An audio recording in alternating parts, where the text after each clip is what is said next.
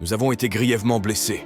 Pourtant, nous continuons le combat avec le feu dans le regard et le courage dans le cœur.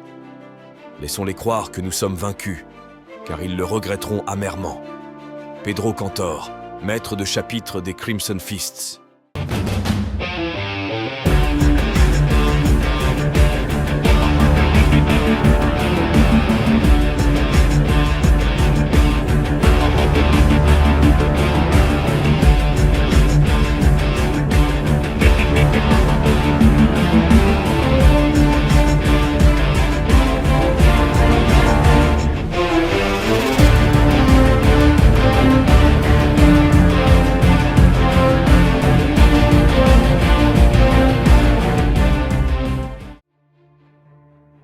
Pedro Cantor est le maître de chapitre des Crimson Fists depuis près d'un siècle, mais il sert son chapitre depuis plus de 350 ans. Il se distingua pour la première fois à la bataille de Melchite, lorsqu'en tant que sergent, il mena une action d'abordage décisive contre le croiseur Kitu Growla. Le vaisseau fut neutralisé, ce qui permit aux croiseurs d'attaque Crusader de percer les lignes des orques et de disperser leur flotte dans les champs d'astéroïdes des systèmes extérieurs. Contemporain du célèbre capitaine Cortez, celui-ci dirigeait la 4e compagnie lorsque Cantor commandait la 3e. Et les deux hommes prirent part à des victoires aussi prestigieuses que celles de la bataille de la Croix d'Acier, la défense de la forteresse de Maladon et la campagne cardienne. Ils gravirent les échelons ensemble, combattant côte à côte comme des frères, la nature obstinée et impétueuse de Cortez étant tempérée par la retenue de son ami. Cantor pleura la perte du vaillant officier disparu alors qu'il combattait des pirates Eldar dans la ceinture de feu, bien que Cantor, comme nombre de ceux qui connaissaient le capitaine de la 4e compagnie, pense que ce trompe-la-mort notoire est encore en vie. Lorsque la WAG de Snagrod attaqua Rin, Cantor fut un des rares Crimson Fist à survivre à l'explosion du missile qui détruisit la forteresse monastère. Cantor fut le témoin de la détonation qui réduisit à néant son chapitre, mais il ne sombra pas dans le désespoir et s'attela à la tâche de rassembler les survivants.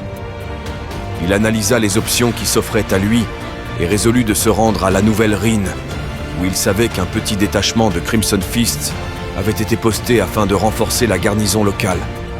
Son voyage dura 10 jours, au milieu d'une terre envahie de bandes de peau verte.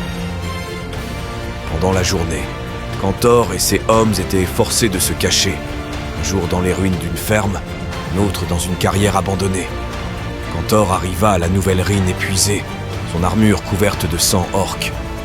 Moins de la moitié des Space Marines qui l'accompagnaient avaient survécu, et tous avaient subi des dizaines de blessures.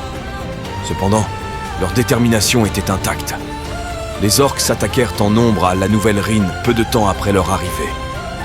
Les peaux vertes ne trouvèrent pas une garnison affaiblie, mais une force de Space Marines vengeurs et déterminés, habités d'une colère homérique. Sous le commandement éclairé de Cantor, la Nouvelle Rin résista pendant 18 mois et finit par être le point de départ de l'offensive qui allait chasser définitivement les orques de Rin. Suite à ces combats, Cantor fut confronté à un choix que peu de maîtres de chapitre ont à faire au cours de leur vie. Rin avait été sauvé, mais les Crimson Fists n'étaient plus que l'ombre d'eux-mêmes. Cantor pouvait mener les survivants dans une croisade glorieuse mais suicidaire contre les orques, en espérant tuer autant d'adversaires que possible avant de succomber, où il pouvait rassembler ses troupes et se lancer dans la lente reconstruction de son chapitre. Le fait que Pedro Cantor ait finalement choisi la 2e solution est la preuve de sa sagesse et de son courage. En ces sombres heures, l'Imperium ne peut pas se permettre de perdre un chapitre aussi renommé que les Crimson Fists. L'histoire sembla condamnée à se répéter, quand Rin fut frappé par des incursions démoniaques consécutives à la Grande Faille. Le prince démon Raxor et ses légions infernales attaquèrent, et les Crimson Fists durent à nouveau défendre leur monde en sous-nombre. Pedro Cantor mena 3 fers de lance pour repousser l'ennemi. Quand la croisade Indomitus arriva sans s'annoncer, Robouté Guilliman lui-même contempla les piles de cadavres ennemis et fit l'éloge du chapitre et de son vaillant maître.